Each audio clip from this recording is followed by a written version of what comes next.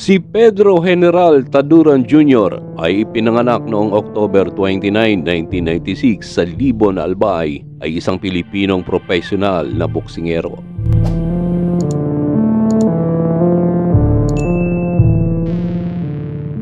Inialay ni Pedro Taduran ang kanyang tagumpay para sa bakanteng IBF minimum weight title sa Fort Bonifacio noong 2019 sa kanyang yumaong kapatid na si Jenny na pumanaw mula sa isang misteryosong sakit. Si Taduran, 27 taong gulang, ay ikawalo sa 9 na anak at bunsong anak na lalaki ni Pedro Sr., isang magsasaka, isang tagapag-alaga ng mga hayop at isang itak maker, at Belencita, isang barangay police officer sa Libon, Albay. Nagkaroon si Jenny ng isang uri ng infeksyon na hindi magamot ng mga doktor sa Albay, kaya humingi siya ng tulong medikal sa Batangas. Namatay siya kasama ang pamilya nang hindi alam kung ano ang kanyang karamdaman. Si Jenny, 34 na taong gulang, ay nag-iwan ng asawa at 3 maliliit na anak. Para kay Jenny, ang panalo ko, saad ni Taduran, a high school graduate who never went to college. Maliliit pa ang mga anak niya, may trabaho naman ang kanyang asawa. Kung ano man ang maitutulong ko, pandagdag lang. Nagmula si Taduran sa isang mahirap na pamilya. Ang kanyang kapatid na si Joseph, isang dating baguhang boksingero, ang nagturo sa kanya kung paano magboxing. 2 pang magkapatid na sino George at Joel ang naging pro. Si George ay may 0-4 record. Umalis sa ring at ngayon ay nagtatrabaho bilang isang trainer sa isang gym. Si Joel ay isang struggling pro na may 8-11-2 record, kabilang ang 2 knockouts. Kung ano ang hindi naabot ng kanyang mga kapatid, higit pa sa ginawa ni Taduran. Ito ay hindi isang madaling pag-akyat sa trono. Noong August 2018, natalo si Taduran sa unanimous 12-round decision sa isang bid na mapatalsik sa trono si WBC 105-pound titleist Wang Heng Minayotin sa Nakhon Sawan, Thailand. Iyon ang kanyang unang pagtatangka upang makuha ang isang korona sa mundo. At noong September 2019, nakalaban niya ang unbeaten countryman na si Samuel Salva para sa IBF title na binakante ni South African DJ Kriel na umakyat sa lightweight division. Hindi pinaboran si Taduran na manalo at sa unang round, pinatunayan ni Salva na tama ang odds maker sa pamamagitan ng pag-score ng knockdown. Agad na bumangon si Taduran at nakuha ang mandatoryong 8 count mula kay referee Danrex Tapdasan. Nagulat ako, sabi niya. Mabilis si Salva at na-off balance ako. Hindi ko naman ininda, hindi ako nagrugi.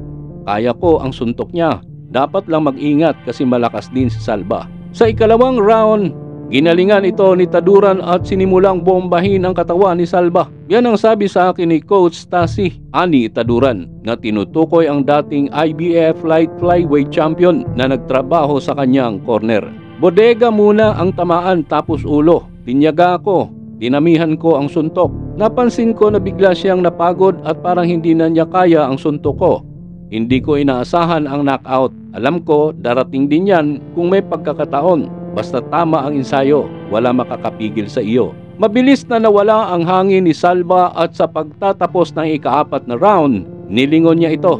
Nang tumunog ang kampana para simulan ang ika-5 round, nasa stool pa rin si Salva at iniluwa ang kanyang mouthpiece. Udyat iyon ng pagtatapos. Si Salva ay inilabas sa ring sakay ng stretcher para sa pag-iingat at dinala sa ospital para sa CT scan na kalaunan ay walang nakitang pinsala sa utak. Itinaas ng panalo ang record ni Taduran sa 14-2 na may 11 knockouts. Nasa ringside sina IBF President Darrell Peoples at Chairman ng Ratings Committee na si Anibal Miramontes para saksihan ang labanan. Napahanga sila sa ipinakita ni Taduran. Ang kita ni Taduran ay $10,000 ang kanyang pinakamalaking bayad. Si Taduran ay nakatakdang gawin ang unang pagtatanggol sa kanyang IBF World Title laban sa number 1 rank na IBF Light Flyweight na si Daniel Valladares noong February 1, 2020 sa Jardín Cerveza Expo sa Guadalupe, Mexico.